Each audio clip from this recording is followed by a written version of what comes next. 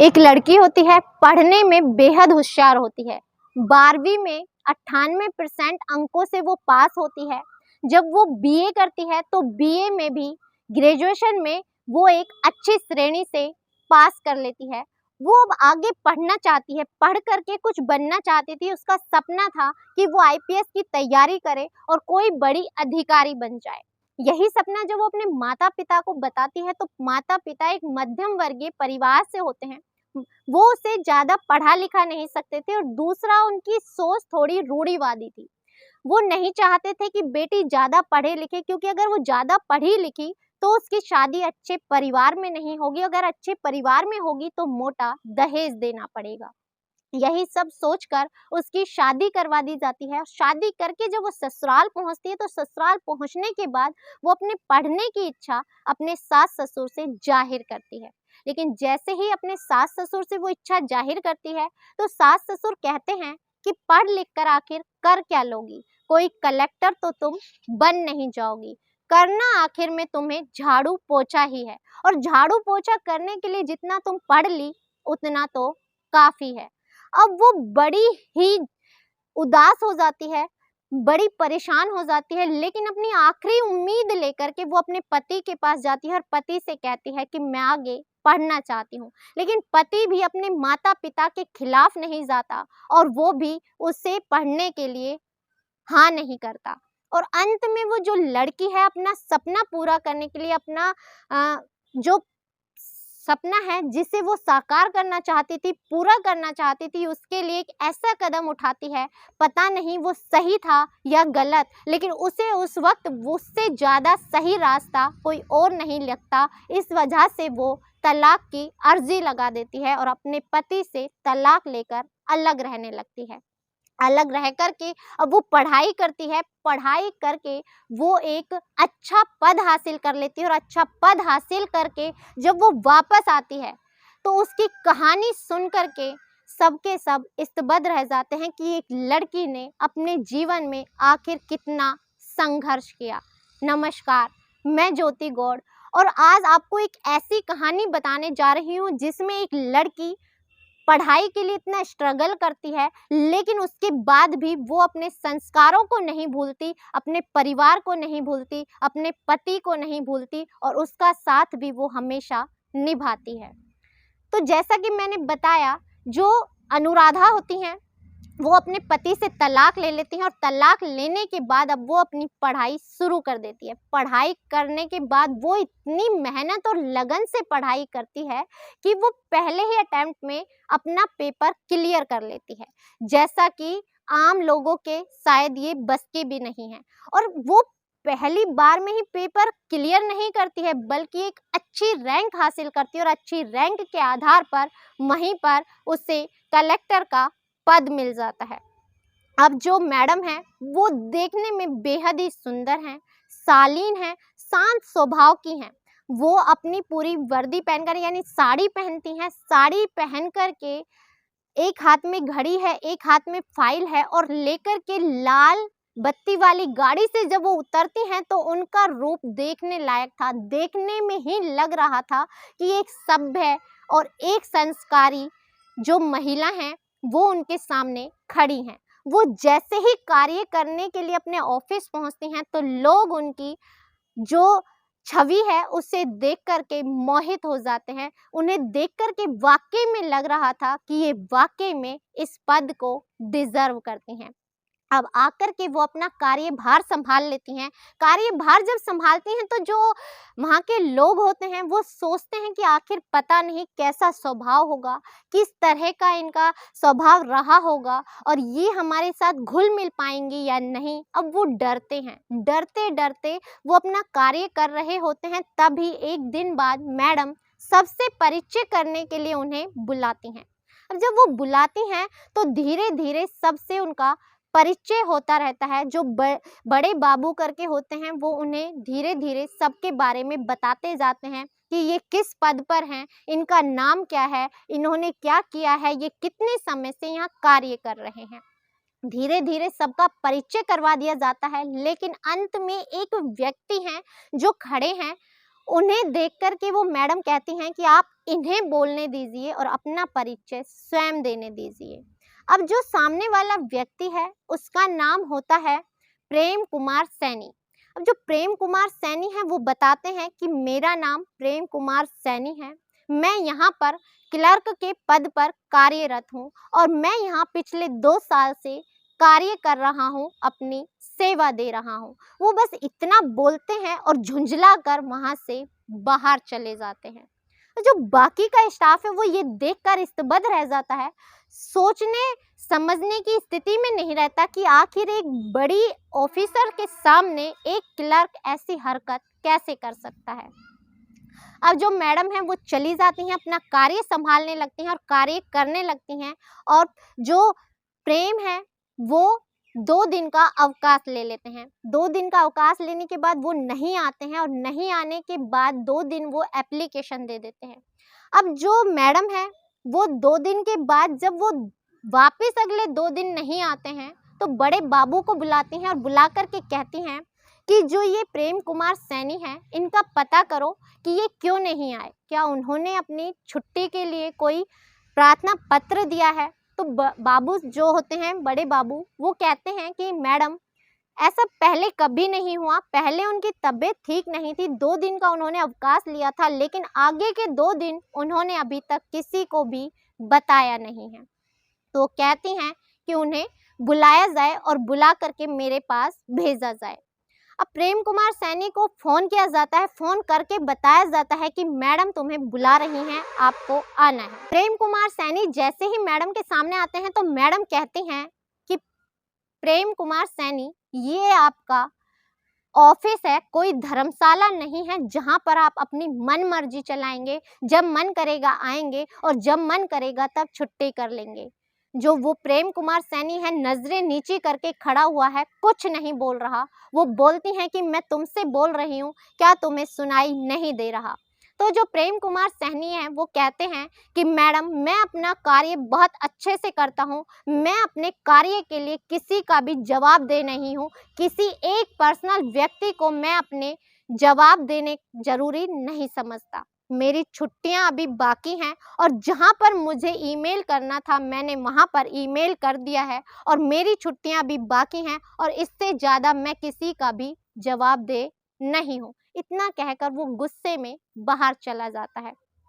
और जब वो बाहर चला जाता है तो उसके बाद जो मैडम है वो बाबूजी को बुलाती हैं, बड़े बाबू को बुलाती हैं, कहती हैं कि ये जो प्रेम कुमार सैनी है इनका बर्ताव ऐसा क्यों है, क्या वो ऐसे ही हैं और कब से वो यहाँ कार्य कर रहे हैं। तो वो बताते हैं कि ये तकरीबन 2 सालों से यहाँ पर कार्य कर रहे हैं। इनकी ना किसी से ज़्यादा दोस्ती है ना किसी से दुश्मनी है, ये किसी से ज़्यादा बातचीत नहीं करते, अपने कार्य को लेकर बहुत ज़्यादा सजग हैं, बहुत निष्ठता से अपना कार्य करते हैं और अपने कार्य को पूरी ईमानदारी से करते हैं। वो बोलती है बाकी कोई जानकारी इनके घर परिवार के बारे में, वो कहते हैं कि नहीं, ये यहीं पर एक किराए के मकान में अकेले रहते हैं। अब समय बीतने लगता है, धीरे धीरे समय आगे चलता रहता है। जो वो ऑफिस है वहीं पर एक अच्छे पद पर वर्मा जी करके एक व्यक्ति होते हैं जो अच्छे पद पर कार्यरत हैं, जो टेंडर वगैरह हुआ करते थे वो उन्हें पास किया करते थे। लेकिन जो अब तक के जो आला अधिकारी थे, पहले के जो कलेक्टर थे, जो अधिकारी हैं वो उनसे साइन किया करते थे और साइन करके उनका भी कमीशन बांधा करते थे और कमीशन के आधार पर एक मोटी रकम उनके जेब में आ जाया करती थी। ये सारा कार्य काफ़ी समय से चल रहा था। अब जो वर्मा जी हैं वो सोचते हैं कि शायद मैडम भी उनके इस कार्य में उनका साथ देंगी, लेकिन ऐसा नहीं होता। उनके किए कराए पर पानी फिर जाता है और वो इस बात को लेकर बहुत ज़्यादा परेशान है। जो इतने समय से घपला कर रहा हो वो एक ईमानदार ऑफिसर के आगे आखिर कैसे टिक सकता है। उसके लिए तो वो ईमानदार ऑफिसर किसी दुश्मन से कम नहीं है। अब एक टेंडर होता है, उससे किसी धोखाधड़ी से वर्मा जी की अप्रोच से पास किया जाता है और जैसे ही वो उस मैम के पास आता है, अनुराधा जी के पास, तो वो उस टेंडर को देखते ही रिजेक्ट कर देती हैं, कैंसिल कर देती हैं। और जब ये बात वर्मा जी को पता चलती है तो वो आग बबूला हो जाते हैं। उनकी गुस्सा इतना ज़्यादा भर जाता है कि वो ऑफिस में ही चिल्लाना शुरू कर देते हैं। अपने जो एम्प्लॉयज़ हैं, अपने जो कलीग्स हैं, उनके ऊपर गुस्सा करना शुरू कर देते हैं। ज़ोर ज़ोर से चीखते हैं, चिल्लाते हैं और मैडम को भला बुरा कहने लगते हैं। जैसा कि मैडम अपने केबिन के अंदर हैं, उन्हें कुछ सुनाई नहीं देता और जो बाहर के लोग हैं, वर्मा जी एक अच्छे पद पर हैं, उनसे ऊंचे पद पर हैं, सीनियर ऑफिसर हैं, उनसे कोई कुछ नहीं कह पाता। सब चुपचाप नीचे गर्दन करके सुने जा रहे थे।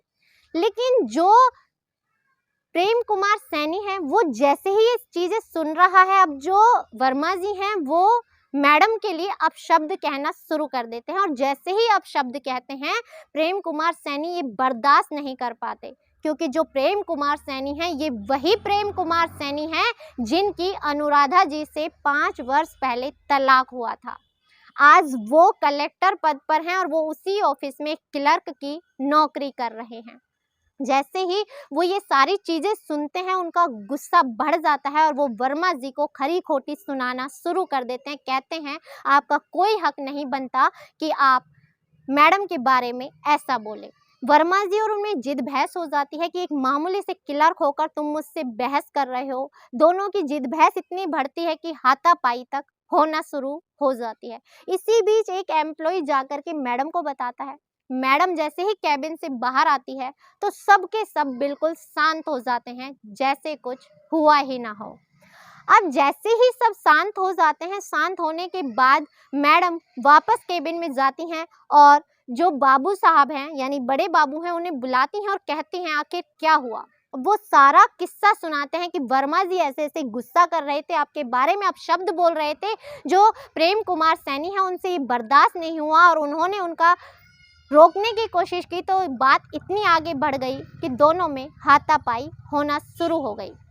अब जो मैडम है वो प्रेम कुमार सैनी को अंदर बुलाती हैं और बुला करके कहती हैं कि प्रेम कुमार सैनी, ये तुम्हारा घर नहीं है, ये एक ऑफिस है।